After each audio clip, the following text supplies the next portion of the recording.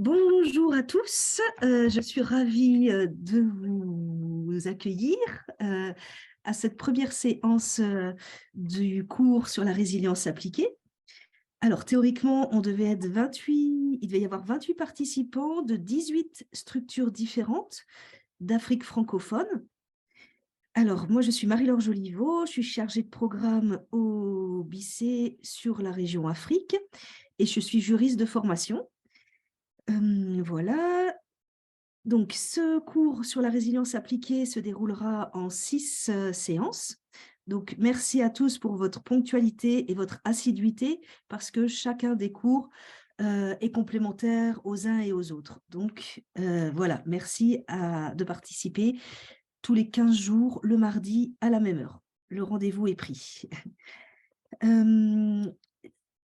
Il y aura un travail qui sera demandé à la fin de chaque séance et qui devra être envoyé avant la prochaine séance.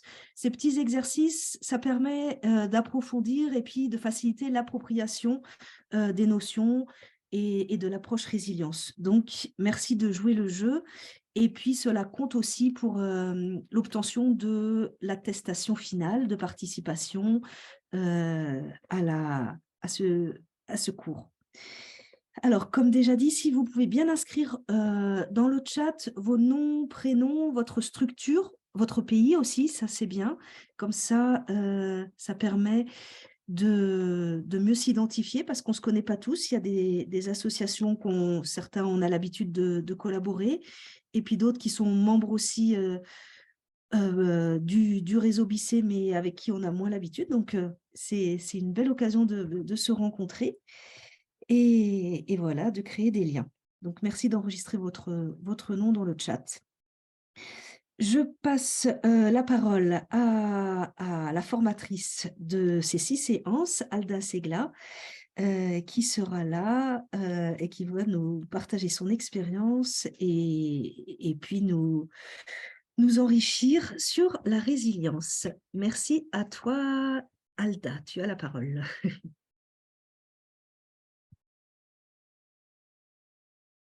Bonjour à tous. Merci Marie-Laure pour m'avoir donné la parole. J'espère qu'on m'entend. Parfait. Donc, merci à tout le monde pour votre présence ce matin pour la formation sur la résilience appliquée. Donc, je pense que Marie-Laure a tout dit dans l'introduction.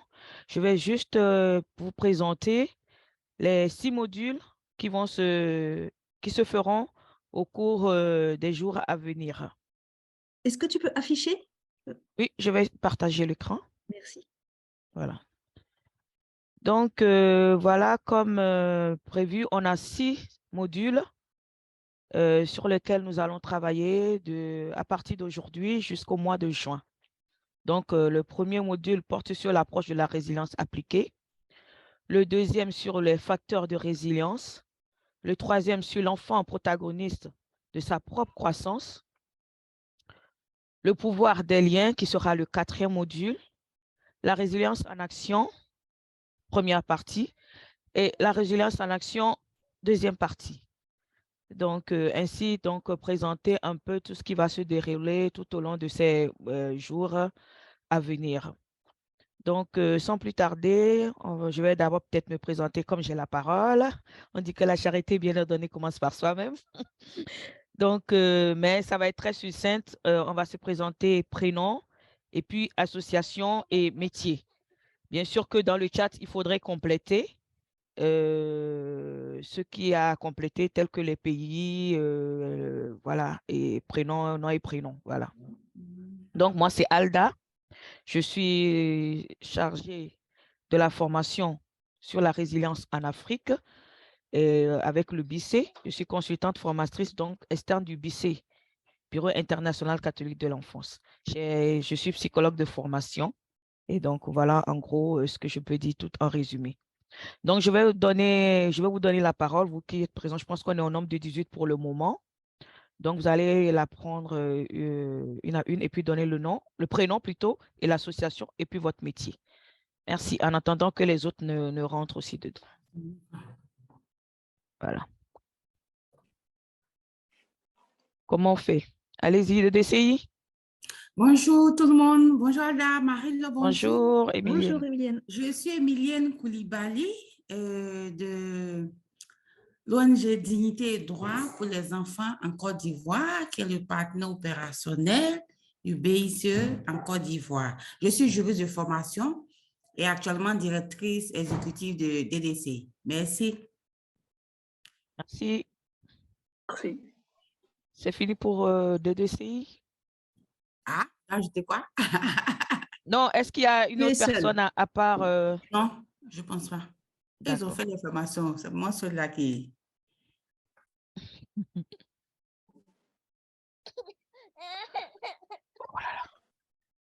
Alors, bonjour. Bonjour. Je suis Victor Materagna. Je suis l'assistant au projet au sein de la fraternité Mariste Cœur sans frontières en République démocratique du Congo. Merci.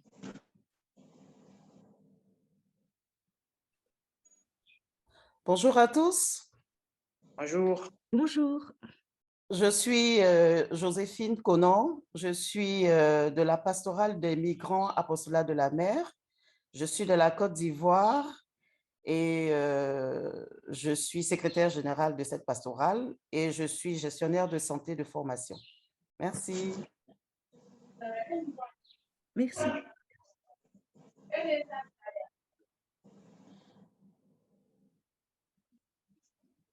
Bonjour, Bonjour. je suis Momo Anissé, je suis spécialiste protection de l'enfance en situation d'urgence.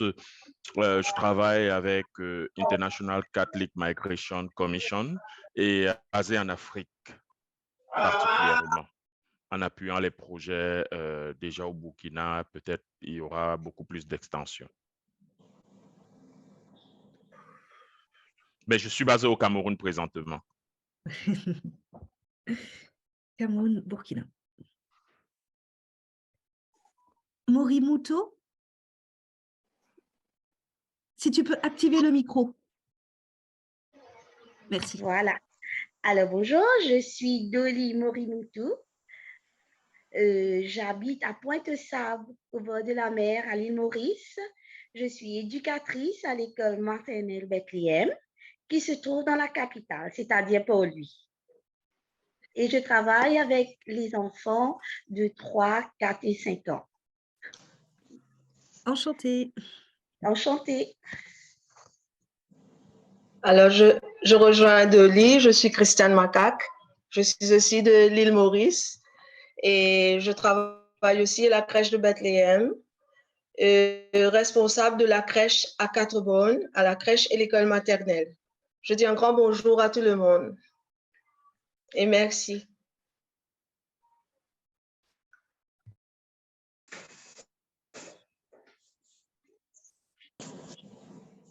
Allô? Oui, Marc. Allô, bonjour. Bonjour. Bonjour. Je me nomme Tchanja Afagnon Messa Marc. Je suis togolais, résident au Togo, dans la capitale la plus belle du monde, Lomé. Je suis le directeur exécutif du Bureau national catholique de l'enfance du Togo. Je suis psychologue de l'éducation de formation. Je suis ravi d'assister à cette série de formations pour renforcer mes capacités pour le bien-être des enfants que nous accompagnons. Merci. Merci, Marc. Samake? Oui, bonjour tout le monde. Bonjour. Moi, c'est Mahamadou Samake. Je suis animateur au Bureau national catholique de l'enfance Mali, BNC Mali. Donc, je suis un travailleur social. Amanda est là? Oui, bonjour tout le monde. Bonjour. Je suis Amanda Amedegnato, sociologue de la famille et de l'éducation, et je suis actuellement la directrice du BNCE Mali. Ravie d'être parmi vous pour suivre cette série de formations. Merci. Merci. Jean-Pierre? Oui, je suis Jean-Pierre Mbangani, de l'ASPEL Grandissons Ensemble. Je suis chargé des programmes et formations en République démocratique du Congo. Merci. Alors, Anne, qui vient de nous rejoindre. Si tu peux activer ton micro. Je ne sais pas. Mon Dieu, il y a des échos. J'étais déjà connectée à l'ordinateur. Je viens de me connecter au téléphone pour pouvoir vous parler parce que l'ordinateur n'a pas de micro. Alors, je suis Anne Diela, première vice-présidente de l'ASBEL Grandissons Ensemble en RDC. Merci. Merci. Layal, peut-être?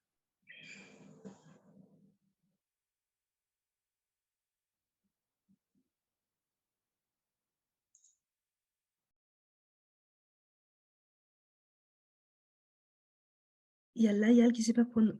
Carole, te présenter. Je suis Carole du Liban. Je suis responsable des cycles 2 et 3 au Collège de la Sainte Famille française. Donc, je travaille avec des enfants entre 6 ans, qui ont l'âge entre 6 ans et 12 ans. Merci.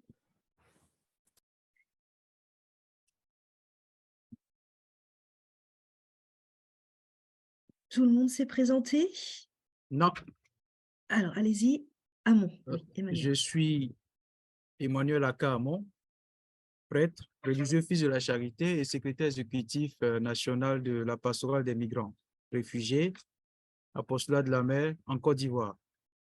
Merci. Très bien, merci. Alors, il y avait Layal Khalil aussi, et je crois qu'on ne l'a pas entendu. Est-ce que peut-être que le micro ne fonctionne pas?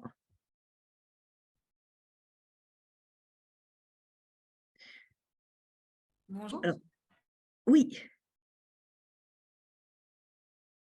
Allez-y. Bonjour, vous m'entendez? Oui, c'est bon.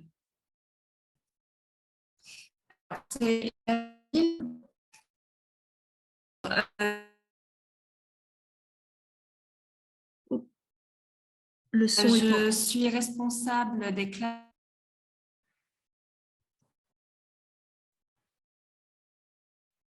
Ah, le son est trop coupé. Layal, je suis désolée. Est-ce que vous m'entendez mieux? Un peu mieux. D'accord. Je suis désolée, on a un problème de connexion. Donc, vous êtes au Liban aussi? Oui, au Liban, responsable des classes de seconde au Collège de la Sainte Famille française Jounier.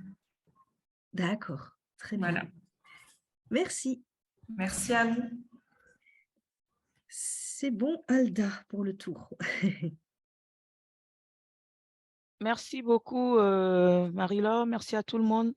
Cette présentation, elle a été brève, mais ça nous permet à tout un chacun de savoir comment le nombre de personnes, enfin pas le nombre de personnes, mais les différents pays qui sont rassemblés là pour cette formation.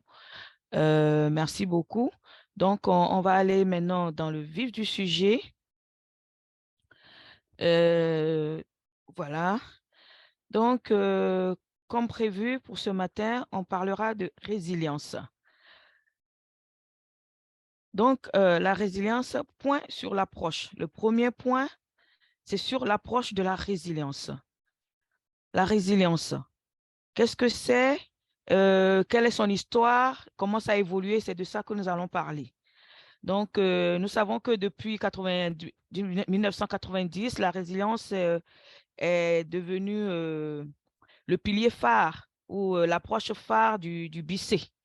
Et le BICE intervient beaucoup dans la recherche de l'évolution de la résilience et surtout de la résilience appliquée, et qu'il investisse beaucoup pour que les partenaires, les différents partenaires membres du réseau puissent vraiment approprier cette approche et l'appliquer au niveau des différentes organisations dans lesquelles ils travaillent. Comprendre donc la profondeur de ce concept est très important. Et pour le comprendre, il faut passer d'abord par l'historique. Donc, nous allons d'abord essayer de voir ce que c'est que plus ou moins la résilience. Nous savons que c'est un mot polysémique. Polysémique, c'est-à-dire ça a beaucoup de sens. Et ça, c'est depuis longtemps, ça a toujours existé. On a toujours parlé de la résilience depuis longtemps. Des fois, même les gens se disent c'est depuis que l'être est, enfin, depuis qu'on est humain, la résilience existe. Et donc, mais c'est depuis le XXe siècle que ça a vraiment pris de l'éclore, à la seconde moitié du XXe siècle, que ça a vraiment avancé. Et étymologiquement, c'est-à-dire que le mot résilience vient du latin et qui signifie ressaut, rebondir, résilier. Et c'est couramment employé dans la langue anglo-saxonne. Et donc, avant, on l'avait beaucoup utilisé dans la métallurgie, dans tout ce qui a été physique. Et on parlait souvent des ressorts, le fait de tirer un ressort et que ça reprend sa place. Donc, c'est ce qu'on disait beaucoup plus, ce métal est résilient. Donc, c'était beaucoup utilisé au niveau métallurgique. Et progressivement, ça a avancé, ça a pris de l'ampleur, c'est allé dans différents domaines. C'est ça qui lui donne d'ailleurs cet aspect de polysémique, d'avoir beaucoup de sens. Donc, on va le retrouver dans le domaine d'entreprise, de l'agriculture, dans le domaine social, économique, écologique, et dans beaucoup de domaines aujourd'hui, on retrouve la résilience. Donc, en gros, c'est pour ça que on parle de polysémique. Et cette approche a beaucoup évolué. Et donc, des chercheurs se sont mis ensemble, d'autres, chacun de son côté, ont essayé de faire quelque chose pour montrer ce que c'est que cette résilience. Et encore aujourd'hui, ça continue. Et comme je l'ai dit au début, le BICE est même en contact avec ou en partenariat avec le comité de Milan, de l'Université de Milan, qui travaille en Italie, qui travaille vraiment sur cette approche-là. Alors, comment ça a évolué? L'approche a d'abord commencé, tout début, on parlait de vulnérabilité de l'être humain. C'est-à-dire que quand un enfant ou une personne est dans une situation difficile, cette situation l'affecte systématiquement et il est vulnérable à cela. Mais petit à petit, ils ont commencé à évoluer et on est passé sur l'approche basée sur l'adaptation et l'invulnérabilité. Donc, les études de cette année-là, entre 70 et 80, se sont concentrées spécialement sur l'enfant, sur l'individu même, c'est-à-dire l'être. Et là, on s'est dit, mais il n'y a plus la vulnérabilité comme ça. L'être ne subit plus, mais est capable de s'adapter par rapport au risque, par rapport à la situation de vulnérabilité qui s'est imposée à lui. Et donc, excusez-moi, donc pour décrire cette vulnérabilité, cette approche, des chercheurs tels que Amy Werner, Master, Norman ont fait des expériences de longues années, surtout Amy. Ça a été vraiment une étude très longue qu'elle a fait sur des enfants pour voir ce qui se passe quand ils sont dans une situation de vulnérabilité, dans une situation difficile, qui peut s'en sortir et comment cette personne peut s'en sortir. Donc, c'est là est venu l'aspect, l'autonomie et l'estime de soi. On pense que le fait d'avoir une certaine autonomie, d'avoir l'estime de soi est un pilier de la personnalité et qui permet d'être résilient. Ça, c'était vraiment une première approche qui était basée sur l'invulnérabilité et l'adaptation de l'être. La deuxième approche, pour toujours évoluer, est l'approche basée sur la capacité. Et ça, c'est entre 80 et 90. Donc maintenant, on va au-delà de l'invulnérabilité. On va au-delà de l'invulnérabilité qu'on avait définie plus tôt. Donc la résilience, maintenant, c'est une certaine capacité, une certaine aptitude que l'être humain a, qui lui permet donc de s'adapter. Et donc, le focus maintenant, toujours sur l'être humain, mais la capacité, une certaine capacité de s'adapter. Donc, les études ont montré maintenant des facteurs et des qualités de la personne, telles que la capacité intellectuelle, le bon tempérament, l'autonomie, l'efficacité, la stratégie de s'adapter, la communication et les compétences sociales. Donc, c'est comme ça on évolue petit à petit. Et la troisième approche va être maintenant basée sur le processus. La troisième approche va être maintenant réellement basée sur le processus. Et là, c'est dans les années 90.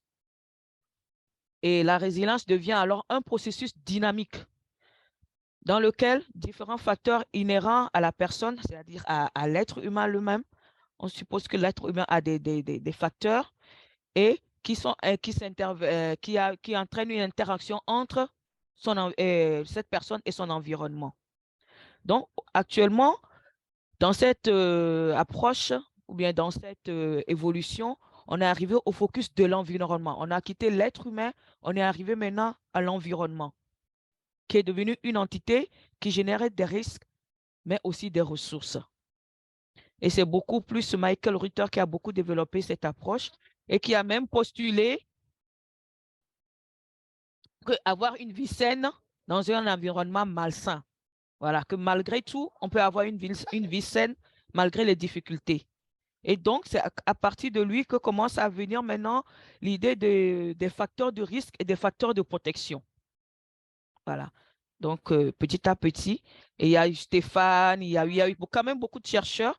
J'ai eu la chance de connaître Stéphane, et qui a beaucoup travaillé au BICE dans le temps, et qui nous a même fait une formation sur la résilience. Il a beaucoup de livres, beaucoup de documents. Ces auteurs, il se serait bien qu'après, vous ayez peut-être cherché ce qu'ils ont pu faire pour vous documenter, pour mieux comprendre cette approche-là.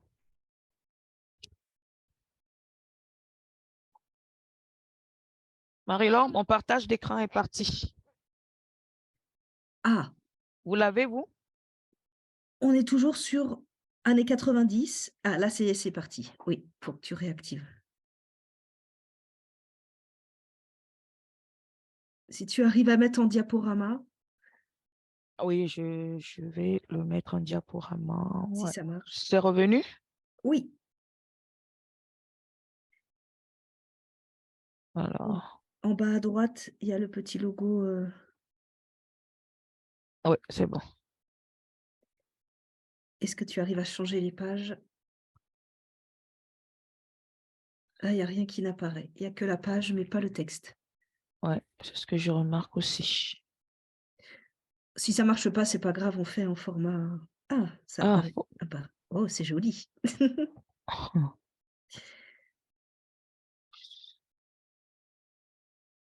Voilà. Donc, c'était les années 90. Là, maintenant, l'évolution, ça a continué. On est arrivé aux années 90 et 2000. Et là, le focus, maintenant, avant, c'était l'environnement. Il y a eu l'individu, il y a eu l'environnement. Ensuite, maintenant, il y a l'environnement plus l'individu. Et là, la résilience, le processus est devenu plus complexe. Déjà, dans l'étape précédente, le processus était là. Mais là, avec l'environnement dessus, avec l'individu, ça devient encore plus complexe. Là, les auteurs se concentrent sur le renforcement de ce processus dans l'environnement socio-éducatif et psychosocial. Et on va obtenir beaucoup de modèles de l'approche résilience. Il y aura beaucoup de modèles. Et donc, dans Mandala, qui est le premier là que vous voyez. Ensuite, il y a la Casita, voilà, que je connais un peu mieux. Le modèle de Grothberg, la route de la résilience. Les 3 R, qui est là où il y a les flèches en sous forme de triangle, là. Le life skill, qui est plutôt sur les compétences, qui est les tout ronds, là. Le modèle de Grothberg, c'est le modèle en puzzle, là, qui semble être un puzzle, là. Voilà. Donc, ils vont essayer chacun de leur côté d'expliquer cette approche-là et ce processus entre l'environnement et l'individu. Voilà. Donc, on se dit que le risque et l'expérience difficile n'est pas à éviter. Ça est là. Quand c'est là, c'est là. Mais on doit la transformer, on doit arriver à dépasser cela, à en faire un défi ou un apprentissage. Donc, l'individu maintenant, dans son environnement, va jouer un rôle très principal et un rôle qui va être maintenant une interaction entre lui et son environnement.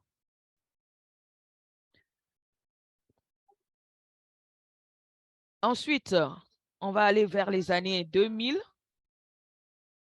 et jusqu'à nos jours à peu près, où nous sommes arrivés à une nouvelle frontière. Nouvelle frontière.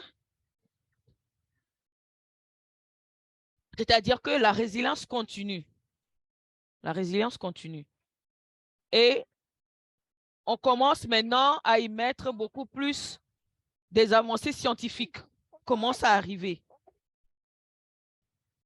On met les neurosciences, les neuroscientifiques essayent de trouver des moyens, la biologie, etc., pour mieux expliquer ce processus-là. Et donc, les chercheurs aujourd'hui vont faire intervenir de nouvelles technologies pour analyser les traumatismes, neurobiologie et la neuropsychologie interviennent dans cette nouvelle frontière. Et des multiples liens et conséquences vont être développés par rapport à ça. Et cela va permettre d'approfondir maintenant la connaissance de ce processus-là.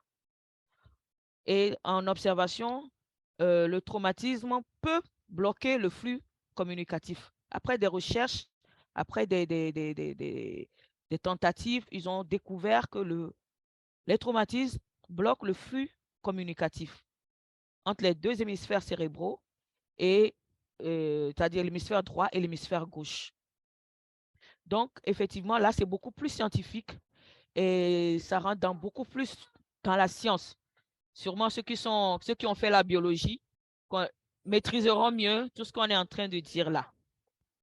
Donc, en gros, c'est comme ça, petit à petit, cette évolution s'est faite sur l'approche résilience depuis des années dans la moitié du XXe siècle jusqu'à nos jours, où cette recherche encore continue. C'est pour vous montrer l'ampleur du travail qui a été fait. Donc, pour continuer, avant de continuer sur les autres parties, je vous demanderai si vous avez des questions par rapport à l'évolution. J'ai essayé de brosser, de vous donner une idée de comment les choses se sont passées. Voilà, donc la parole est à vous.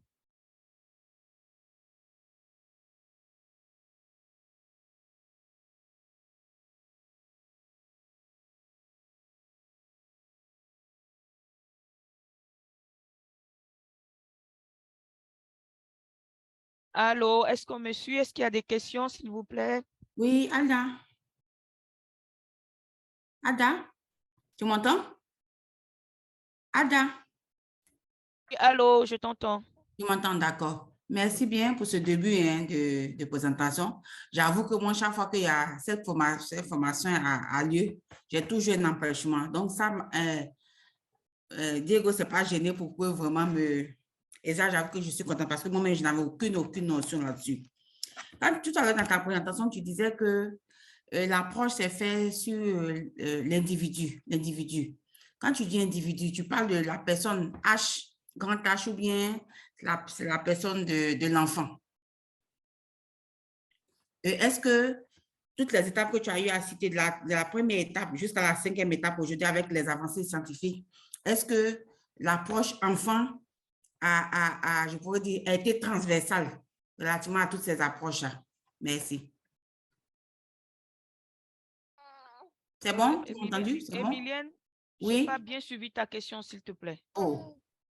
C'est-à-dire, le son ne sortait pas très bien. Je ne sais pas, qu'est-ce que je fais? Oui, allô? Tu m'entends maintenant? Oui, je t'entends. D'accord. Donc, je disais, j'avais deux questions. On peut ça. Voilà, je disais, est-ce que quand tu dis individu, c'est la personne grand H ou bien la notion enfant a été, on parle de l'enfant. Et tu as cité les différentes approches. J'ai noté au nombre de 5. Est-ce qu'au cours de ces différentes évolutions-là, la question de l'enfant a été au cœur de ces différentes approches-là? C'est bon? C'est bon. Merci. Merci. Il y a une autre question? Oui, bonjour encore. Et merci pour ces débuts, cette introduction, je dirais, bien faite sur l'historique même de la résilience. En effet, il y a eu, selon vos dits, tout un processus qui, jusqu'aux années 2000, a pu inclure en soi les neurobiologies, les nouvelles technologies, je veux dire en plus que ce soit de l'environnement ou de l'individu. Mais est-ce qu'aujourd'hui, pour donc parler de résilience, il faudrait à tout prix, n'est-ce pas, tenir compte de ces nouveaux paramètres de ces années 2000, c'est-à-dire la neurobiologie et de nouvelles technologies? Est-ce que sans ces nouveaux paramètres, on ne peut plus parler de résilience? Ça, c'est ma question.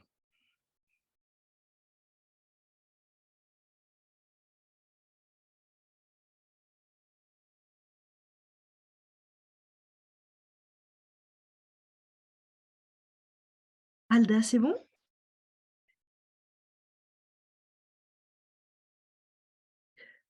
Je peux peut-être réagir à cette, à cette dernière question. En fait, c'est que les neurosciences permettent de montrer que la résilience existe bien. Après, c'est pas ça qui va faciliter la résilience en elle-même. C'est juste pour prouver qu'elle existe ou prouver que les éléments du contexte influencent de manière influence sur le traumatisme. C'est voilà, c'est vraiment pour prouver que les constats qui ont pu être faits au fur et à mesure des années, eh ben, c'est pas seulement l'observation, mais c'est aussi des constats scientifiques. C'était plus dans ce sens-là qu'on citait, parce que c'est dans le travail social, il n'y a jamais une solution, donc c'est pas non plus, il n'y a pas une solution miracle qui permet aussi de rétablir une personne. Les neurosciences permettent pas non plus d'avoir un système automatique, mais ça permet de comprendre les mécanismes. C'est surtout ça, et qui permet de justifier qu'il y a effectivement un enfant, 2 enfants dans la même situation, ils vont pas réagir de la même manière parce ils ont pas les mêmes ressources, même si parfois ils viennent de la même famille. Ils n'auront pas les mêmes capacités chacun à la résilience. Et c'est ça qui est surprenant, hein. Et on le voit bien parce que quand on élève des enfants, nos enfants, ils n'ont pas le même caractère, ils n'ont pas les mêmes centres d'intérêt, ils n'ont pas les mêmes facilités de contact avec telle ou telle personne. Donc, on le constate, nous, on le voit, mais comment on fait pour... et voilà, et les neurosciences permettent un peu d'expliquer que l'individualité et les liens entre un traumatisme et puis les conséquences pour un cerveau aussi, pour se remettre dans les mêmes difficultés, pour pas réagir comme il pourrait réagir normalement, parce qu'il y a les hormones qui ont un effet. Voilà, c'est plein d'explications qui sont un peu complexes, mais voilà, qui justifient. Alda, sur Emilienne? Oui, merci beaucoup, Marie-Laure. Je pense que je ne vais pas réitérer, la réponse à elle était correcte. Donc, par rapport à la question d'Emilienne, effectivement, ils se sont beaucoup plus penchés sur les enfants. Quand je dis individu, l'être humain. Voilà, c'est beaucoup plus. Et ils ont beaucoup travaillé avec les enfants, beaucoup plus avec les enfants. C'est vrai que, mais c'est des études qui ont pris des fois des années pour certaines personnes. Donc, ils ont pris des enfants et au fur et à mesure, ils ont essayé de voir comment l'expérience qu'ils sont en train de faire, comment ça affecte.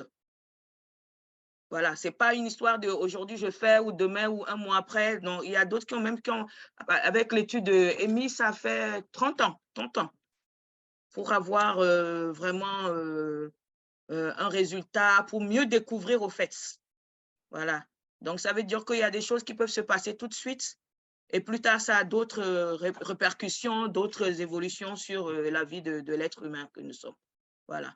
Où quelque chose peut se passer et c'est après, c'est un autre élément qui va affecter, qui va entraîner un déclic et ça va entraîner autre chose sur la vie de l'être humain que nous sommes. Donc, en gros, c'est ça pour répondre à la question de Emilienne aussi. Pardon. C'est bon, on a été fidèles? Merci. Merci. Emilienne, ton micro était fermé, donc d'accord, parfait, c'est bon. Il y a d'autres questions entre-temps? Non?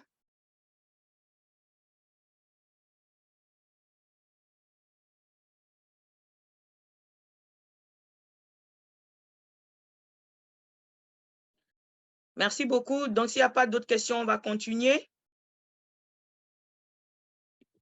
Donc, nous allons voir maintenant la résilience, un processus plutôt qu'un résultat. Alors, j'ai deux images ici sur l'écran. Je ne sais pas si vous voyez l'écran, si tout le monde voit bien l'écran. Donc, j'ai deux images sur l'écran. Vous allez bien regarder ces images et imaginer en quelques minutes ce qui s'est passé sous la terre pour que cette fleur puisse, voilà, éclore. Et ce qui s'est passé pour que l'huître là puisse transformer, qui est cette perle, voilà, cette belle perle. Donc l'huître, lui, il a transformé une pierre en perle. Donc je vous laisse juste quelques secondes pour bien regarder et imaginer ce qui s'est passé.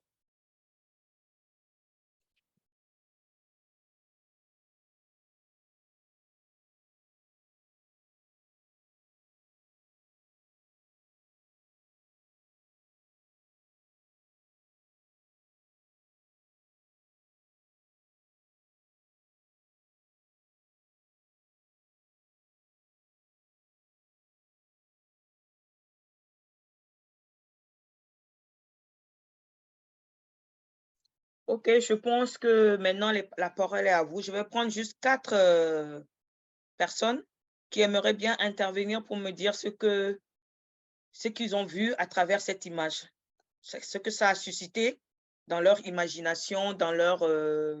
voilà. 4 personnes. Oui, il y a Morimoto, c'est bien, j'espère que j'ai bien prononcé.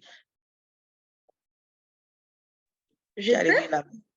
Oui, allez-y. Oui, je suis Dolly Morimoto. Alors, moi, je vais parler du deuxième image. Pour la fleur, quand on voit l'image, on voit que la fleur est dans un environnement sec. Peut-être qu'il n'y a pas eu assez d'eau pendant un certain temps parce que la terre est aride, est fêlée et que la graine a dû faire un gros travail pour pouvoir, avec ses racines, et que les racines ont dû aller un peu plus loin pour trouver de l'eau, pour pouvoir nourrir la plante et puis avoir un bouton, fleurir, etc. En fait, moi, j'ai vu ça comme ça. Donc, il y a eu un gros travail sur la terre pour pouvoir que les racines allaient chercher l'eau et faire que la plante ne meure pas et donne une belle fleur. Voilà un petit peu. Merci beaucoup. Une seconde intervention. Je crois qu'il y avait Papa Désiré qui avait levé la main. Ou non? Non? Une seconde intervention.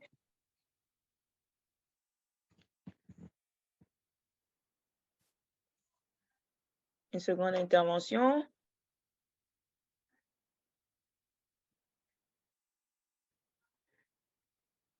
Je peux aller? Oui.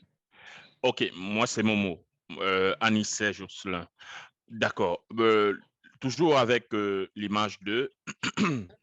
on voit cette cette plante qui a fleuri et un sol très aride qui se casse. Et là, ça veut dire que le sol est vraiment asséché au point d'avoir une croûte cassée. Et pour qu'une fleur plus fleurie ou alors une plante plus fleurie dans un tel environnement, il faudra aller puiser l'humidité très en fond. Je dirais que cette graine, comme disait ma collègue tout à l'heure, est allée bien au fond. Les racines a pu avoir uniquement de l'humidité, peut-être pas de l'eau, mais de l'humidité pour pouvoir se faire sortir les racines, qui de leur côté sont allées certainement bien plus à fond pour chercher de l'eau. Bon, ça c'était la première phase qu'on ne voyait pas. Mais la deuxième phase, c'est le rôle du soleil aussi et de la lumière. Donc, on voit que le soleil est un facteur aussi de la phytosynthèse. Donc, ici, forcément, la plante s'appuie plus sur ses rayons aussi pour pouvoir puiser en fait, ses forces et en plus d'avoir ses racines et de l'eau qu'on absorbe, il y a ce soleil qui est un avantage dans cet environnement bien aride qui aide aussi à pouvoir grandir et fleurir. Parce que nul était ce soleil ou cette lumière, peut-être il y aurait eu davantage, comment dirais-je, il y aurait eu davantage de difficultés. Donc, dans la difficulté, il y a aussi ça qui est de positif pour faire avancer la plante dans son fleurissement. Merci beaucoup. Une troisième intervention? Passez là-bas.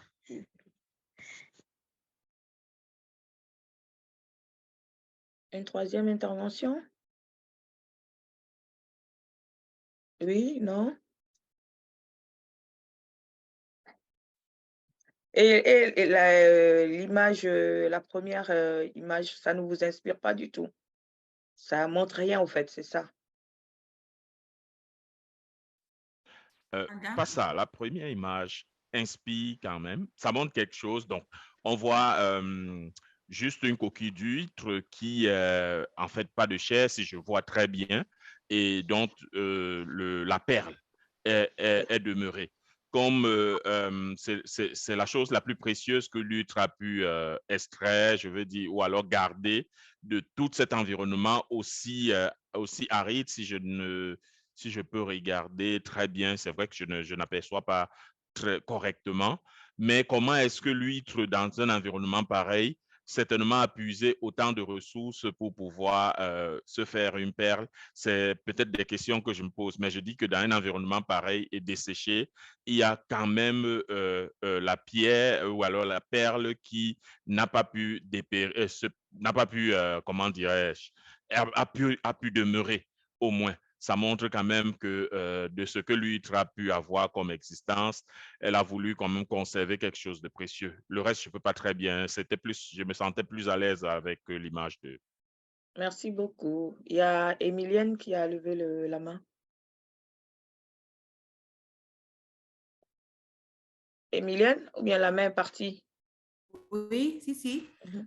En fait, la première image, bon, j'adhère à tout ce qui a été dit concernant la première et pendant la deuxième image. Par contre, la première, je me dis que comment on appelle ça? C'est son milieu naturel. On sait que les huîtres, généralement, c'est des pelles. C'est là-bas qu'on va prendre les pelles. Mais malgré qu'on les fait sortir, je crois que je ne sais pas si elle est au bord de l'eau ou bien en tout cas c'est le sable qu'on voit, malgré qu'elle soit sortie de son milieu naturel qui est l'eau, elle a pu, comment on appelle ça, je pourrais dire, donner naissance à cette belle pelle que nous voyons. C'est-à-dire que même si tu es dans des difficultés, que dans un environnement hostile, et ce qui t'est destiné, mais c'est ce à quoi tu as droit ou bien tu dois produire, tu le fais malgré toutes les difficultés que tu rencontres. Bon, c'est comme ça que je comprends l'image avec la lutte et la pelle. Merci. Merci beaucoup. Donc, il y a deux participants qui ont encore levé la main. C'est qui? Oui, Papa Désiré. Et ensuite, bon, on va avancer. Mais très bref. Papa Désiré? Non? On ne t'entend pas. Ou bien c'est une erreur? Non. Maintenant, ça va? Ça va. Maintenant, on vous entend. Ça va. Là où il y a la fleur Oui. qui pousse dans un sol suffisamment sec, avec l'idée qu'il y a une sécheresse qui est capable de tuer l'humanité voisine, nous trouvons que la fleur a su, à travers ses racines, résister à ces soleils-là, à ces sols arides, et c'est le reflet même pour moi de ce que nous allons étudier en termes de résilience. Et les gens croiraient que ce n'est pas une réalité, mais à mon humble avis, cette fleur dénote de cette capacité d'adaptation à des situations hostiles. Pour la première image, il y a une perle. Et là, moi, je pense que ça, c'est l'autodéfense. L'animal qui donne la perle me fait penser à une autre image qu'on avait déjà vue avec nacre. Donc, on a pensé blesser l'animal, mais l'animal a à son sein une substance qui l'aide à résister et à transformer cette peine en perle. Voilà un peu ce que je peux donner aussi. Je m'excuse de venir en retard, peut-être je peux avoir un langage déplacé, mais nous allons nous adapter comme la fleur et comme la perle. Merci, Papa Désiré, pour cette excuse à travers les images. Donc, effectivement, tout ce que vous avez dit est valable. Et donc, c'est vrai que la première image peut ne pas vous inspirer si vous ne connaissez pas réellement ce qui s'est passé. Avec la fleur, c'est beaucoup plus fragrant, on voit mieux. Avec la perle et l'huître, au fait, pour juste expliquer, avant d'aller sur ma conclusion, l'huître, c'est, comment je peux le dire, c'est un fruit de mer et qui, quand au contact du sable, quand il reçoit du sable, il a une substance en lui qu'on appelle nacre, et c'est avec cette substance qu'il a en lui qu'il transforme la pierre qu'il avait blessée. Parce que quand on reçoit, regardez, même quand nous recevons une pierre ou bien les grains de sable au niveau des yeux et tout ça, systématiquement, notre œil sort de larmes. Il y a des larmes qui sortent, il y a quelque chose qui... Ça c'est inné en nous, c'est là, c'est systématique en général. Et donc, c'est un peu pareil avec l'huître. Et donc, cette substance sort et cette substance transforme ce grain de sable-là en perle. Et c'est une pierre précieuse. C'est les perles que les femmes portent, voilà, pas qui sont au bon marché, le bon marché, hein, mais des perles vraiment très, très, très riches et qui coûtent vraiment très, très, très cher. Donc, et c'est l'huître qui transforme juste la pierre en perle. C'est pour vous dire que c'est la capacité, le potentiel. On a des potentiels à nous qui nous permettent, quand on est dans un environnement, de pouvoir s'en sortir. Ce sont des exemples. C'est pareil avec la fleur qui, malgré cette aridité, a essayé, a pu puiser une fraîcheur, peut-être de l'eau, on ne sait pas quoi, ou peut-être, je ne sais pas, on ne sait pas d'où c'est venu, mais la fleur a réussi. Et l'environnement était peut-être pas hostile, n'était pas approprié, mais aujourd'hui, on a une belle fleur qui est là devant nous. Et comme il y a quelqu'un qui l'a dit tout à l'heure, le soleil a dû participer. Il y a beaucoup de choses qui ont participé et on en est arrivé là. Donc, en conclusion, ce que je voudrais dire par rapport à ça, c'est que cet exercice nous montre donc que la résilience est d'abord un processus. Au fait, c'est pour arriver au processus. C'est pour arriver au processus. Tout se fait progressivement. Cette fleur c'est pas du jour au lendemain, c'est arrivé là. Imaginez tout l'effort, tout ce que cette fleur a pu faire pour arriver là aujourd'hui à donner cette belle couleur jaune et blanche. Malgré cette aridité. Donc, c'est un processus qui est juste de la personne confrontée à l'adversité, aux difficultés, à développer une nouvelle capacité par rapport à ce qu'elle vit ou a vécu.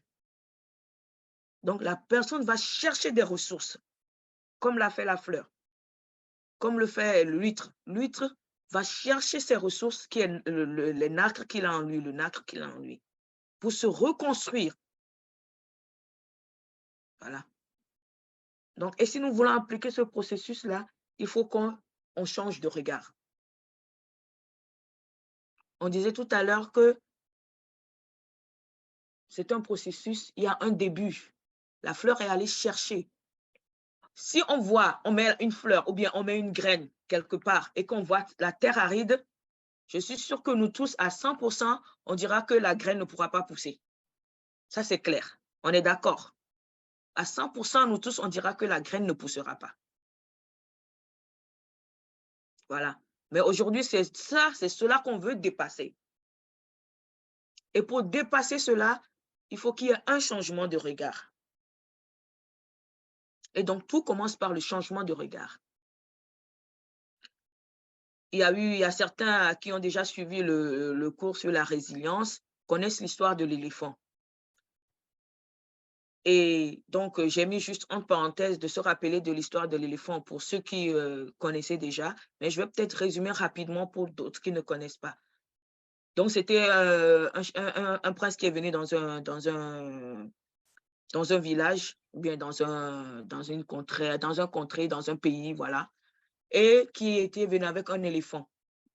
Et dans ce village, c'était des aveugles qui étaient là-bas. Mais ils entendaient qu'il y a un prince qui est là, ils entendaient le bruit et tout ça, mais ils ne savaient pas ce que c'était.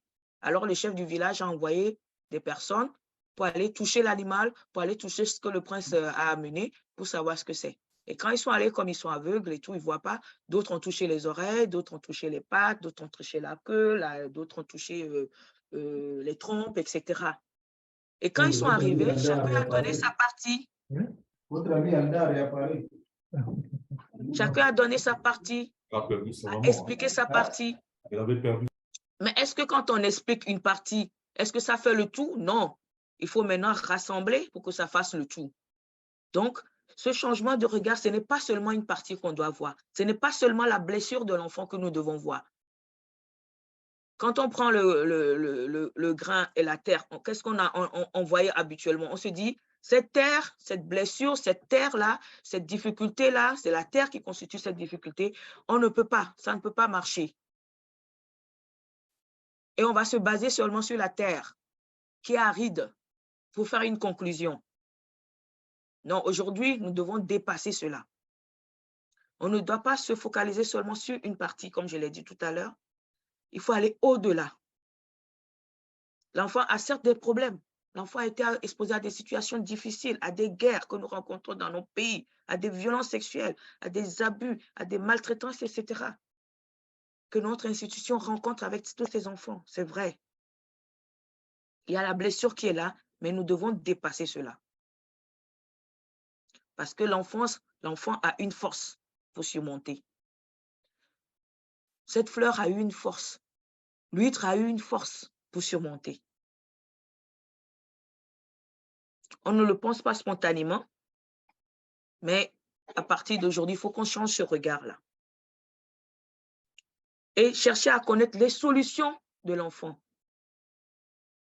L'huître, il a trouvé sa solution pour se défendre contre le grain de sable. Voilà.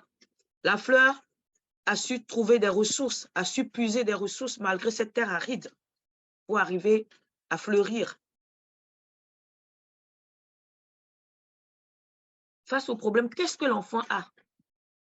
Qu'est-ce qu'il possède? Et qui est accepté socialement? Parce que dans chaque situation, on a une façon d'essayer de survivre. C'est le mot. Quand l'enfant est des fois dans une situation, il essaye de survivre. Mais il utilise des fois des moyens qui ne sont pas adaptés, qui ne sont pas acceptés socialement.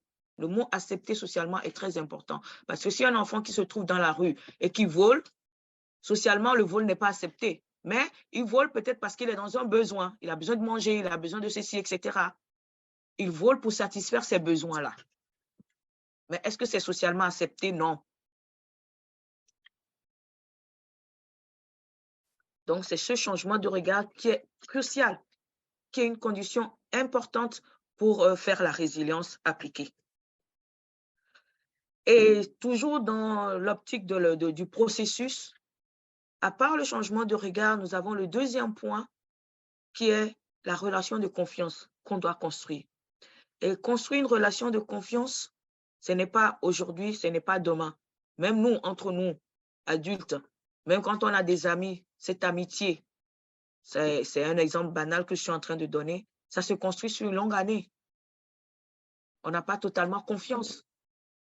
Voilà. Donc, c'est progressivement.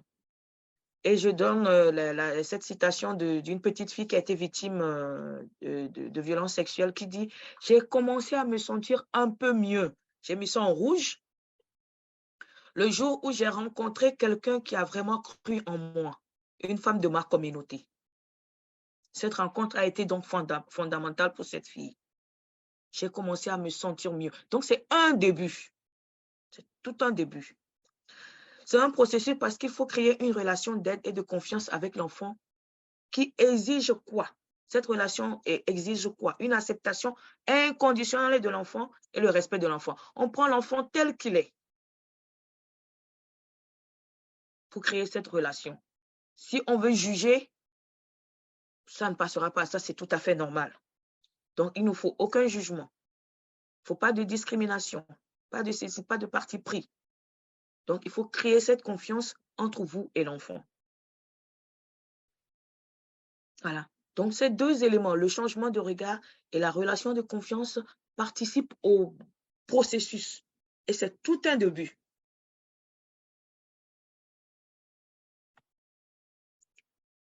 Et donc, pour que ce processus se fasse, pour que cette confiance soit progressive, il y a des étapes. Pour arriver à cette confiance, il y a des étapes. Il y a la réalisation de l'écoute active que pratiquement nous tous, nous faisons dans nos institutions. Maintenant, si on veut aller en profondeur, ça c'est encore une autre leçon, écoute active. Comment faire cette écoute active? Il faut explorer la vie de l'enfant. Je disais tout à l'heure que l'enfant a sûrement des solutions aussi.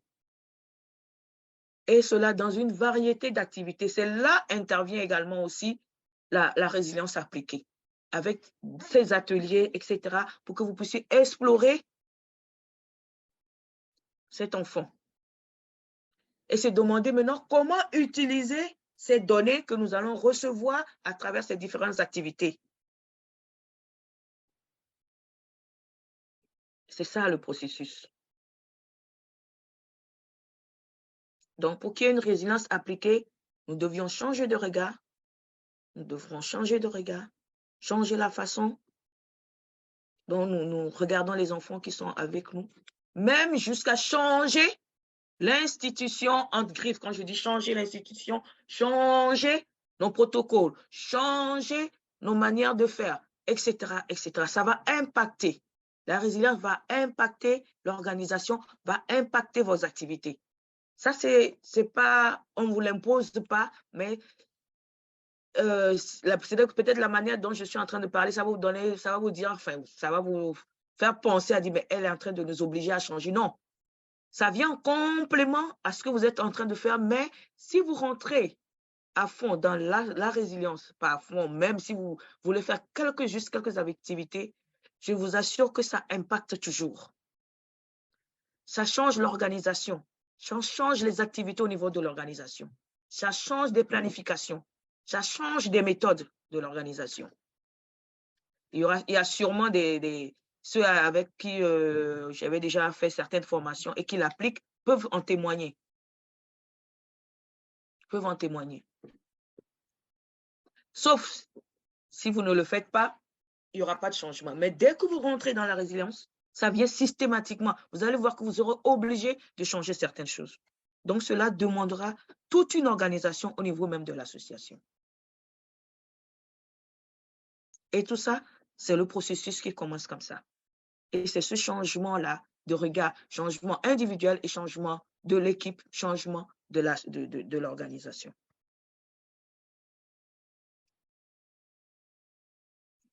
La résilience, on dit processus. Qui peut aider? Qui aide à la résilience? Quel est l'appui? Comment ça se passe? En fait, qui aide? Qui aide? C'est ça la question. Qui aide à la résilience? Parce qu'on dit appliquer, ça veut dire que si c'est une résilience, quand c'est appliqué, ça veut dire qu'il y a quelqu'un qui est en train d'exercer quelque chose. Et donc, la résilience est un processus peut-être activé spontanément par l'individu lui-même, l'être humain qui est en face de vous, lors des circonstances particulières, ça, voilà. Ou bien que ça peut être stimulé par des procédures d'aide ou d'accompagnement. Donc, par vous en tant que facilitateur, par vous en tant qu'éducateur, par vous en tant que psychologue, par vous en tant que chargé de programme, etc.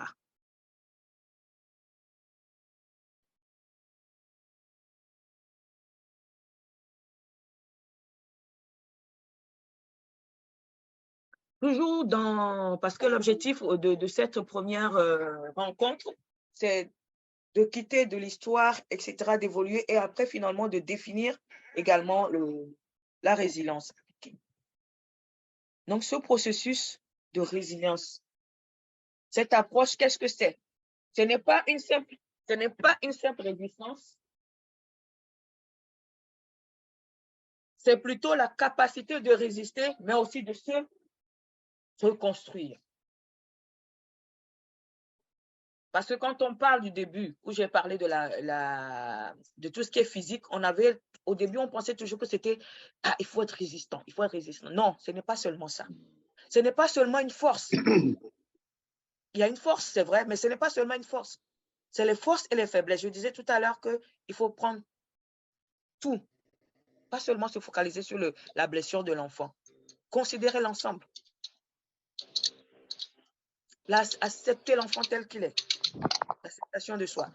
La résilience, ce n'est pas aussi un rebond, ce n'est pas seulement un rebondissement, une réparation. Parce qu'on dit on fait un bond. Et selon même la définition étymologiquement, on dit on fait un saut. Mais un saut en avant. C'est une forme de croissance vers une autre étape de la vie. C'est la créativité. Et cette créativité, c'est la créativité de l'enfant, c'est la créativité de l'organisation également. Et quand je dis organisation, de l'équipe. Voilà. Ce n'est pas seulement un concept théorique, c'est une réalité. C'est une réalité de vie. La preuve avec toutes les expériences qui ont été faites jusqu'à aujourd'hui, c'est une réalité de vie. Ce n'est pas une acquisition une fois pour tous, c'est-à-dire qu'on n'est pas résilient absolu, c'est là, on est résilient. Non, non, ce n'est pas ça. C'est un processus, comme on l'a démontré tout à l'heure, dynamique, évolutif et en constant développement. Eh oui, une guérison totale, ce n'est pas une guérison totale ni un retour à un état antérieur sans blessure, c'est-à-dire qu'on ne revient pas comme on était. Non, ce n'est pas ça. C'est un départ pour une existence nouvelle.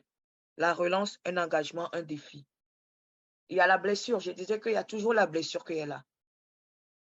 Il y a des choses qui sont là, mais on essaie de surmonter et de vivre et d'aller au-delà.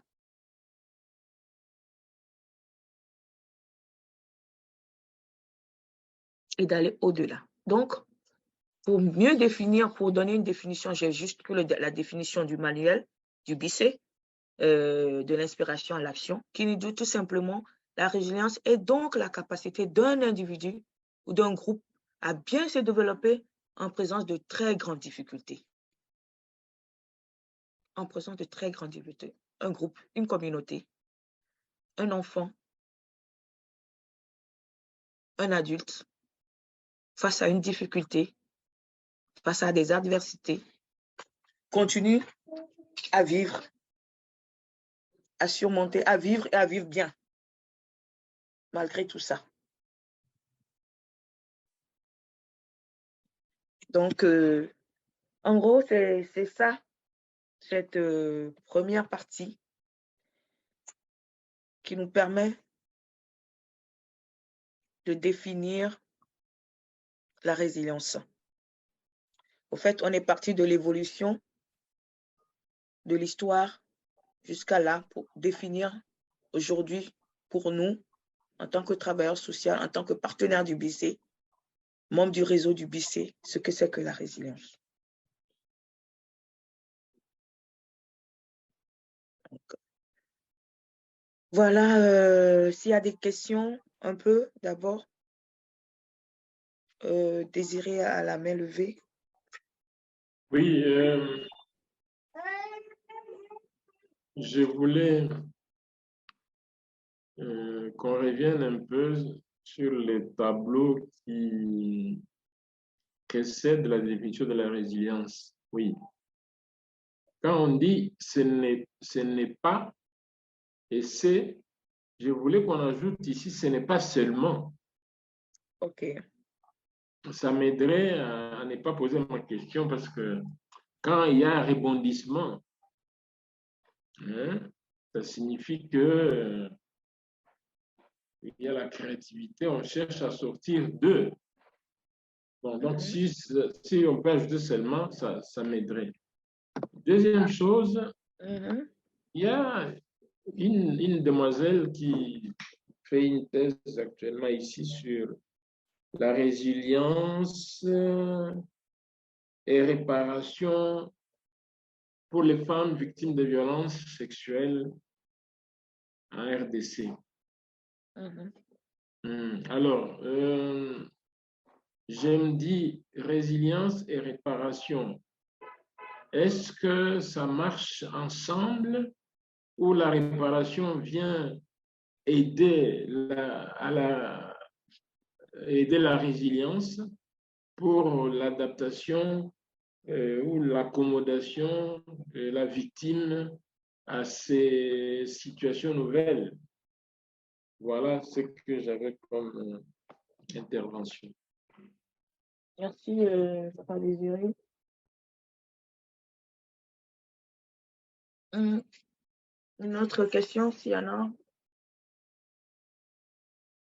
Marie-Laure, ça va le temps? On est dans le temps? Il va rester 20 minutes. Bon, une question, une petite. Emilienne. Emilienne, d'accord. En fait, merci Ada. Oui. Merci beaucoup. Concernant, moi, j'ai deux questions. Une est relative à l'histoire de l'éléphant que tu as donné tout à l'heure. C'est-à-dire, chacun, comme ils étaient non-voyants, ils sont venus, chacun a pris les différentes parties. Et je voudrais savoir, dans la prise en charge de la résilience dans le cas d'un enfant, est-ce que c'est plusieurs personnes qui doivent intervenir, c'est-à-dire plusieurs personnes représentant les différentes personnes de l'enfant, ou bien c'est une seule personne qui doit interagir, mais sur les différentes parties de l'enfant? Et puis deux, tu as parlé de que, je crois, la résilience, je pense que c'est la résilience ou bien peut-être les différentes approches, je ne sais pas, qu'on devait intégrer dans notre organisation. Je veux savoir comment le faire, et puis je ne comprends pas bien, je n'ai pas bien compris le fait qu'on puisse l'intégrer dans notre organisation. Merci. Merci beaucoup, Emilienne. Je vais peut-être reprendre ces deux questions d'abord. Et ensuite, on va voir si on va évoluer. D'abord, je vais peut-être commencer par la dernière question, la question d'Emilienne, et puis après, je vais renchérir avec la question de Papa Désiré. Donc, non, quand on travaille, je pense que nous tous, nous faisons un travail psychosocial en général, et ce qui est recommandé, qu'il y a un intervenant pour un enfant. C'est-à-dire que quand moi, Alda, je travaille avec des enfants, quand c'est enfant A, se réfère à moi. Enfant B, j'ai mon petit groupe et je sais que ces enfants sont les enfants avec lesquels je travaille. Voilà. Référent. Mais, voilà, c'est les référents. Mais la résilience demande un travail d'équipe. La résilience demande un travail d'équipe. C'est-à-dire que il y a peut-être la personne particulièrement qui est en train de travailler, mais vous avez besoin de vous retrouver pour partager les cas, pour trouver des solutions, pour trouver des interventions, des actions à mener par rapport à l'enfant. Moi seule, je ne peux pas décider des actions à mener pour l'enfant. Même si je décide, il faudrait bien que je partage ça. Et je pense qu'actuellement, tout le monde fait, enfin pratiquement les travailleurs sociaux travaillent un peu comme ça. Donc, la résilience ne vient que, comme je l'ai dit, vient compléter ce que vous êtes en train de faire en vous donnant des activités, des actions, des éléments pour approfondir ce que vous êtes en train de faire, pour approfondir la connaissance de l'enfant, pour mieux connaître l'enfant qui est en face de vous, son environnement, etc. et pour savoir quelle action il faut mener. Parce qu'il ne suffit pas tout simplement de suivre l'enfant, de discuter avec l'enfant, etc. Mais il faut l'aider ensemble, toujours ensemble. Hein. On ne prend pas la place de l'enfant aussi. Hein. Toujours ensemble à trouver une solution pour que l'enfant puisse s'en sortir. Vous serez peut-être cette personne qui va entraîner ce déclic-là. Donc voilà pour... Il y a une question qui est apparue dans le chat de Cécile au Cameroun pour savoir si la résilience est synonyme de résignation. Non, non, non, non. Mais on va le voir après aussi. On va oui. continuer la définition dans la suite de la présentation. C'est ça. Donc, ensuite, il y a l'intégrer dans l'organisme, dans l'organisation. Je pense que c'était aussi la question d'Emilienne. L'intégrer dans l'organisation. Je disais que elle dit comment l'intégrer? À travers, quand vous allez commencer à faire des activités, des actions par rapport à la résilience, vous serez obligé, par exemple, par rapport à vos plannings. Par rapport à vos plannings. Je pense que tout le monde fait des plannings. À vos plannings journaliers ou hebdomadaires, je ne sais pas comment vous le faites, vous serez obligé d'intégrer des activités que vous ne faisiez pas avant. Vous seriez peut-être obligé de créer des choses pour pouvoir obtenir des données avec les enfants. Il y a certaines associations qui ont eu à créer des histoires, qui ont eu à créer d'autres histoires en l'adaptant à leur réalité de vie pour que l'enfant puisse s'exprimer. Vous serez obligé d'acheter peut-être des matériels, plus ou moins en griffe. Il n'y a pas grand-chose quand on fait quand même les activités de la résilience. C'est beaucoup plus des feuilles, des papiers, des crayons, des choses comme ça. Vous serez amené à peut-être... voilà, en tout cas, il y aura un changement au niveau de l'organisation. Ça, c'est progressif. À même avoir un protocole de travail. Déjà, le fait de dire, j'accepte l'enfant tel qu'il est. Ce que peut-être certains parmi l'équipe ne faisaient pas. Je ne peux pas dire que tout le monde le fait. Moi-même, j'ai été travailleur social, j'ai été sur le terrain, je sais un peu ce que c'est.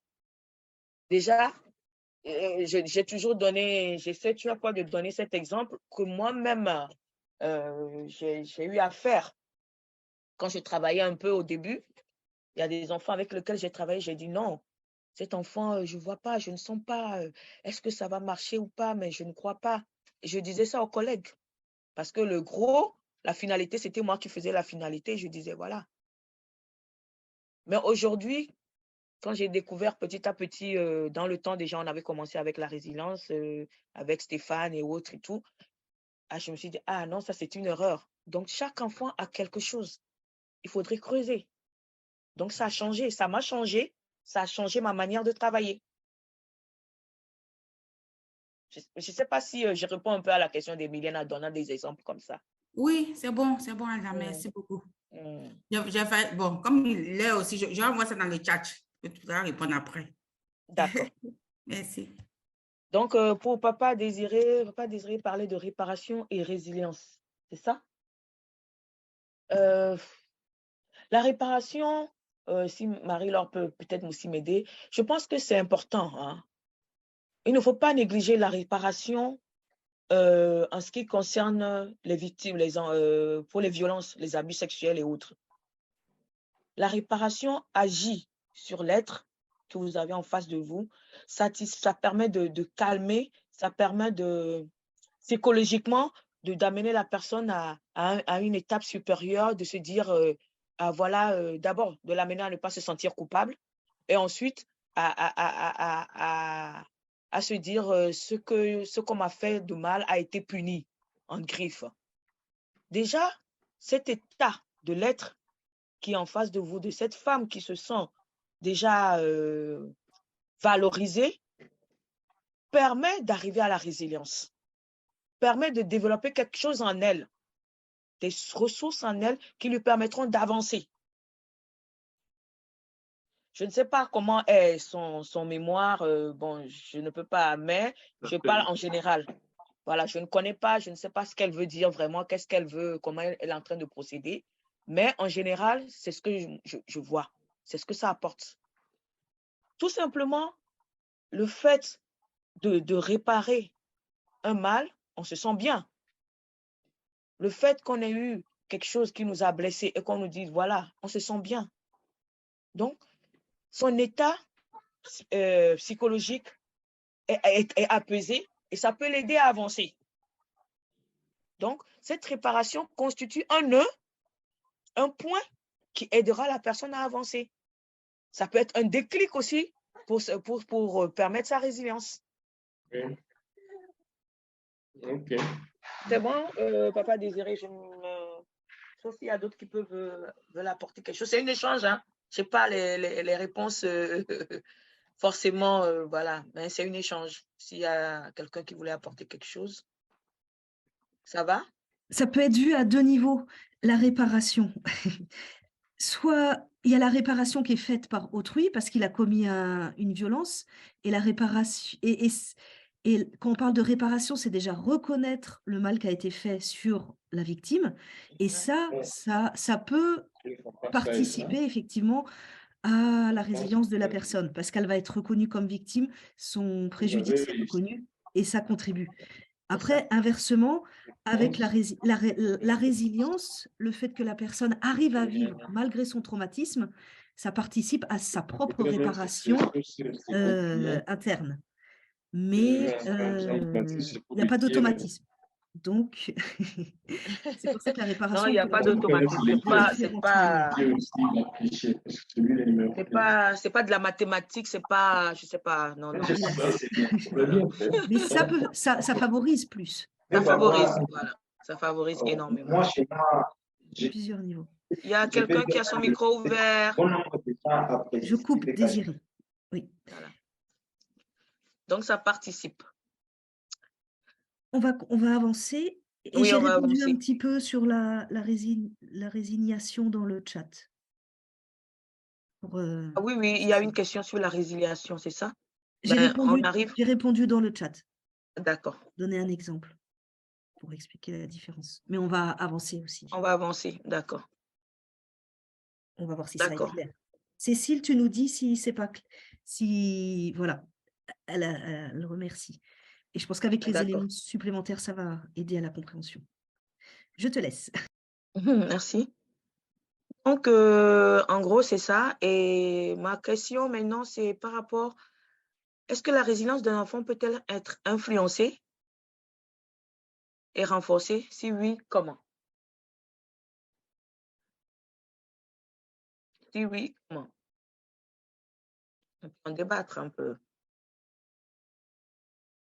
Avec tout ce qu'on vient de voir, avec tout ce qu'on a dit, est-ce que pensez-vous que la résilience d'un enfant peut être influencée? Est-ce que ça peut être renforcé?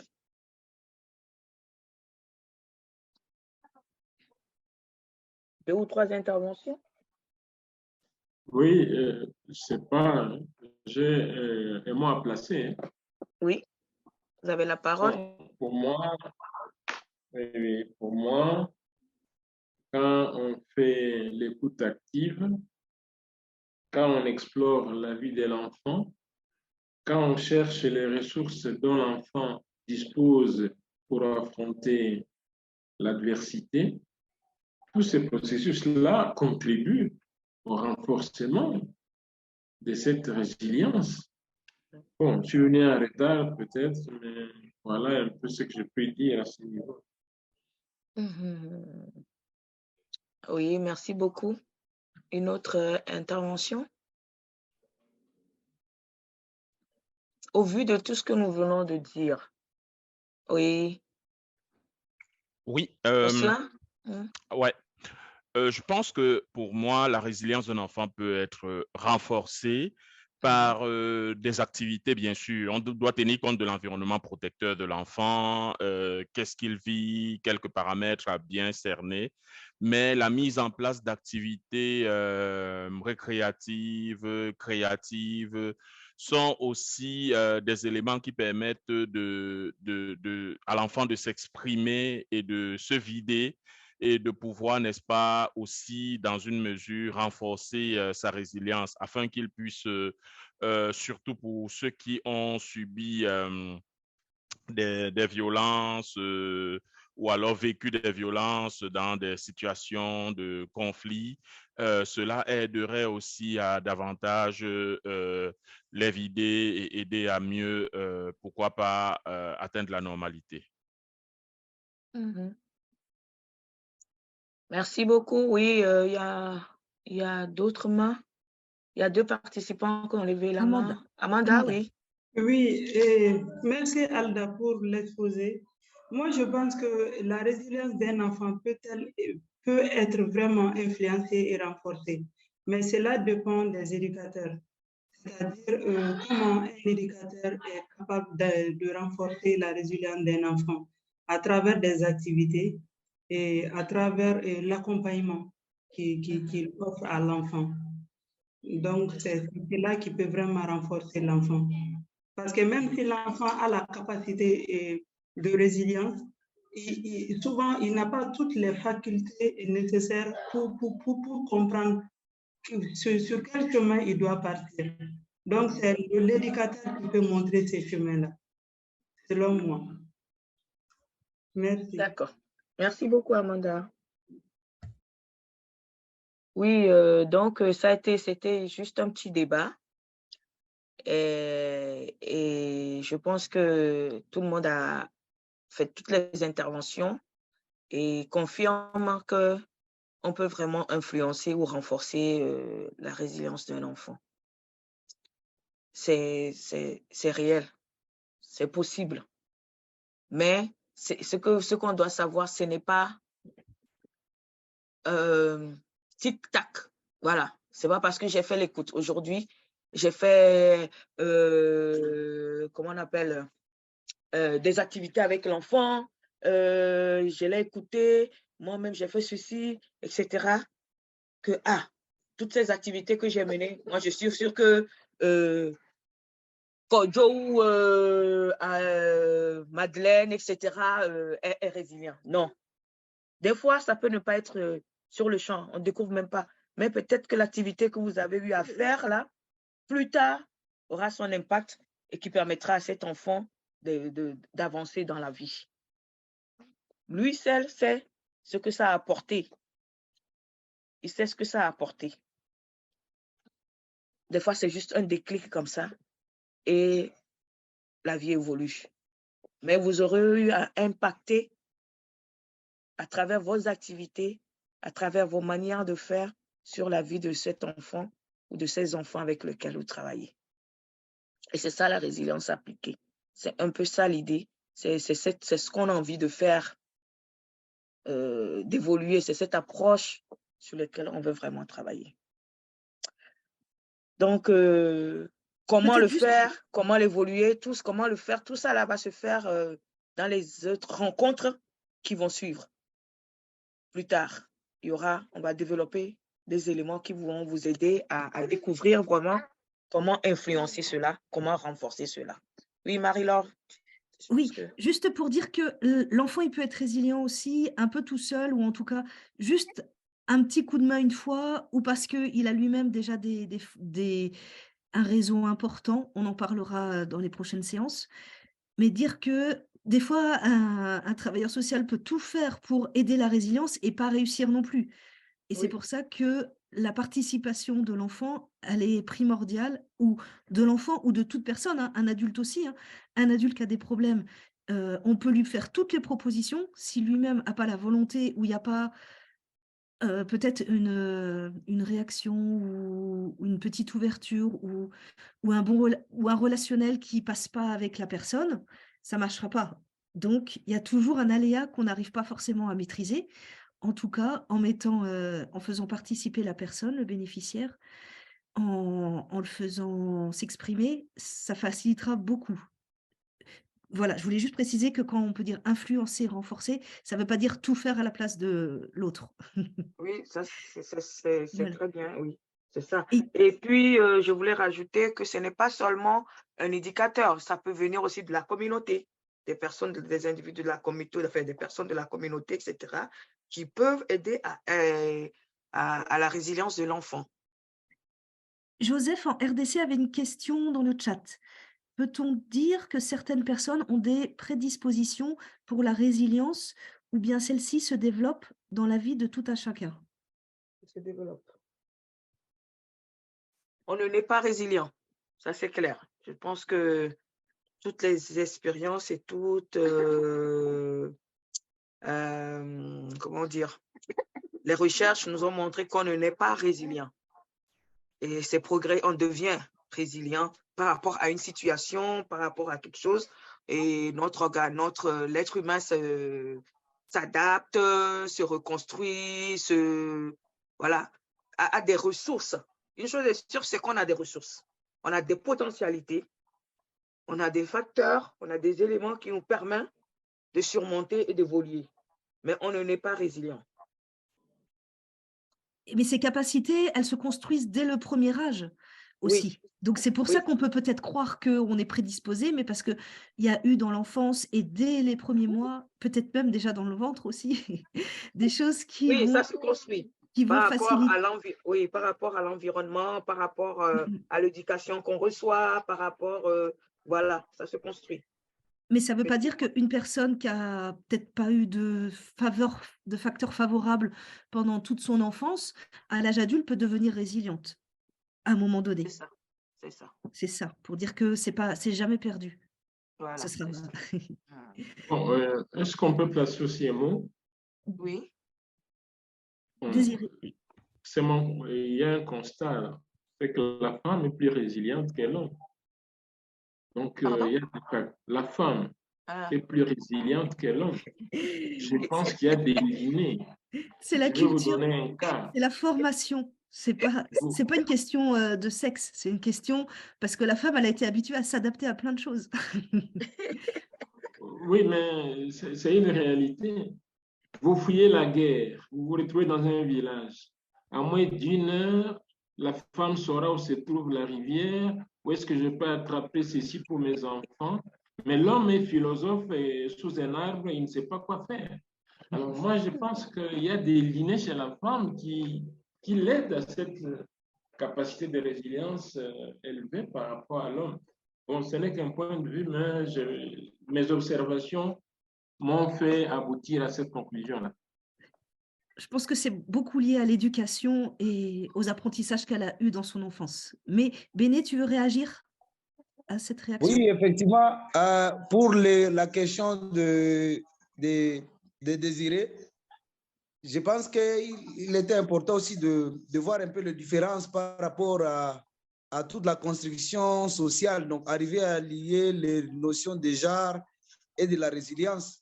Parce que dans la pratique, la théorie annoncée par Désiré semble être un peu réaliste, surtout dans notre contexte, où par exemple, maintenant là, dans notre ville de Goma, où confronté à des déplacements, c'est qu'il y a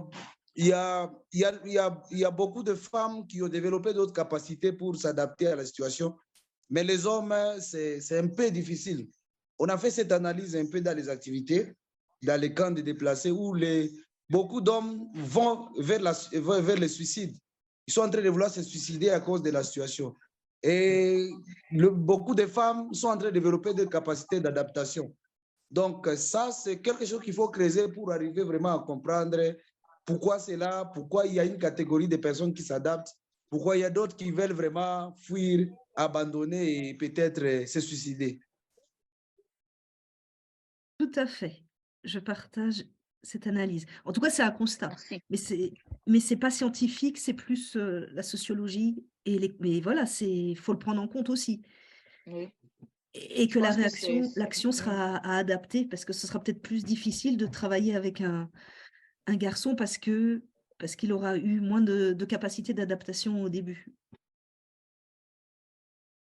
Ça rejoint à ce que nous disons tout à l'heure en disant que le fait, la famille, l'environnement, dès le bas âge, les stimulations et tout, les stimuli, etc., jouent à cette capacité d'adaptation, à cette, voilà, aboutir à cette résilience facilement que d'autres, etc.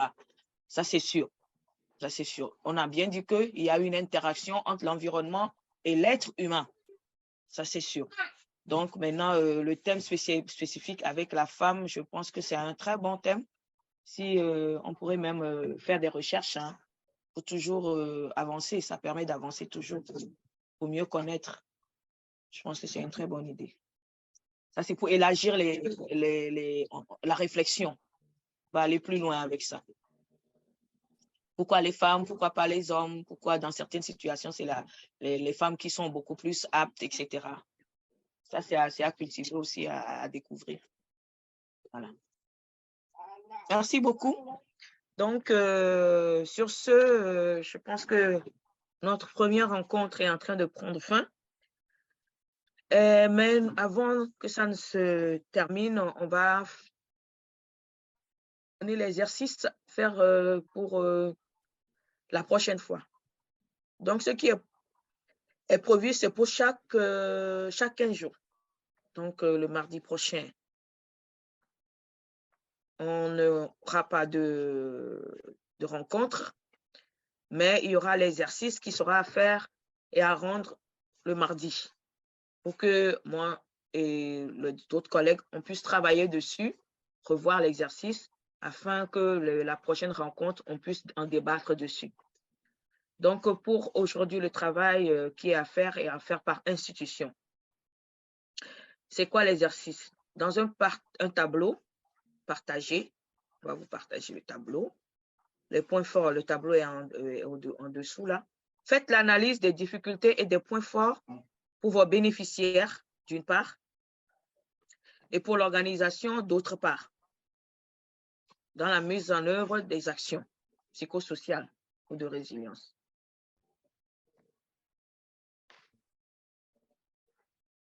C'est bon? Et le deuxième point, c'est de répondre au questionnaire sur la participation. Le questionnaire, Marie-Laure, je ne sais pas si est-ce que je l'ai à mon niveau pour que je puisse faire le Je te l'avais renvoyé par mail hier. Oui, il faut envoyer ça par mail. Oui, on enverra par mail. On enverra par mail, voilà. Et puis peut-être aussi dans le groupe de WhatsApp. Oui, c'est aussi possible. Mais par mail, c'est mieux pour moi. On fera les deux, oui. Donc, le questionnaire, voici le questionnaire. Donc, nous vous invitons à répondre honnêtement par rapport aux implications. Niveau d'implication des divers types de personnes suivant dans le processus de conception et d'adaptation des interventions. Donc, la note va de 1 à 10. Donc, il y a le groupe des enfants et adolescents. Comment est-ce qu'ils sont impliqués dans l'organisation, dans le processus de la conception de l'adaptation des interventions par rapport à l'organisation. Comment la famille et un autre groupe social ou bien d'autres groupes sociaux sont également impliqués. Comment les parties prenantes, c'est-à-dire les acteurs institutionnels et autres, s'impliquent et comment également le personnel s'implique. Donc, la note va de 1 à 10. Donc, à vous de voir à quel niveau vous êtes par rapport à ces différentes personnes. Oui. Ada, excuse-moi. Oui, oui, oui. C'est concernant, bon, évidemment, sur la résilience, hein. Ça veut dire que ce qu'on a vu aujourd'hui, là, c'est ce qu'on doit répondre sur la base de ce qu'on a vu aujourd'hui, c'est ça? Les questionnaires, là. Attends, je vais remettre ça. C'est par rapport à l'implication des enfants. Des enfants ou des... Ouais, le questionnaire, je vais repartager. C'est là, en tout cas, moi, je vois ça. C'est à l'écran. C'est bizarre, moi, j'étais partie. Je retrouve. Pas si vite, pardon. Je ne retrouve plus. Parce que, bon, je lis, hein. Nous vous invitons à répondre honnêtement aux questions suivantes concernant le niveau d'implication de divers types de personnes suivantes dans le processus de conception et d'adaptation des interventions. Alors que je sais que ça, on avait vu ça, adaptation à celle, la deuxième approche, je pense c'est bien. Oui, mais non. En général, quand vous travaillez, quelle est l'implication de tous ces partenaires ou de toutes enfin, tout ce qu'on vient de citer, et les bénéficiaires, et les partenaires, et voilà. Ne tient pas compte forcément de l'évolution de l'histoire ou de ce qu'on a fait. Comment vous évaluez l'implication des enfants et adolescents, des parents, etc., de la communauté, des parties prenantes, du personnel même et autres. Voilà. Les différentes catégories qu'on a données. C'est parce qu'au fait, je n'ai plus le truc devant moi.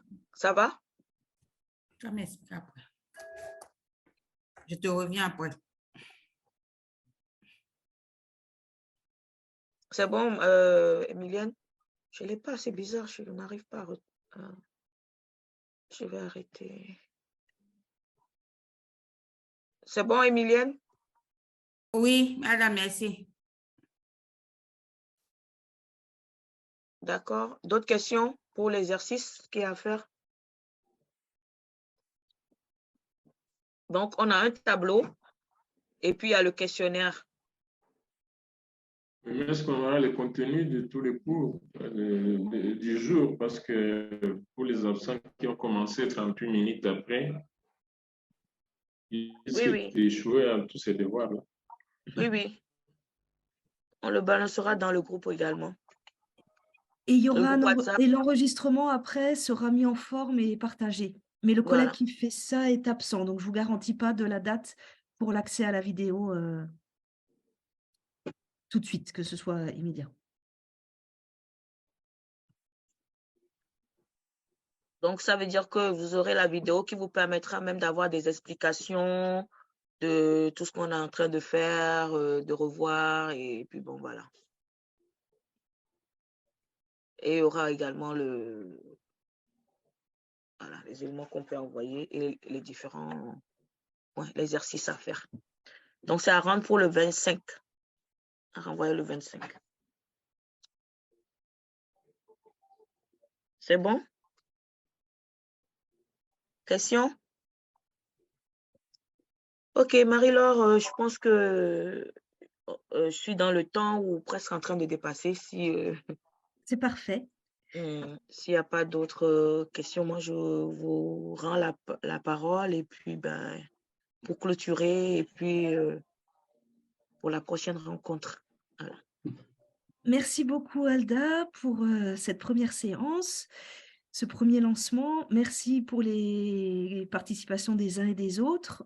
C'est pour ça qu'on a dû aussi limiter un peu le nombre de participants parce qu'il faut que tout le monde puisse s'exprimer. Donc, c'est bien que chacun puisse au moins écrire s'il a des questions dans le chat. Ça, c'est important pour bien comprendre, pour bien avancer après dans la suite.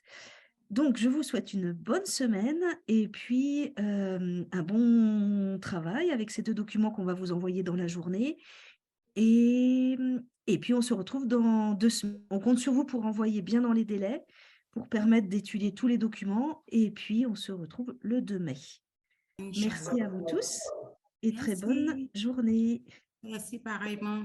Merci beaucoup. Et ciao. Ciao. Merci beaucoup. Au revoir, merci.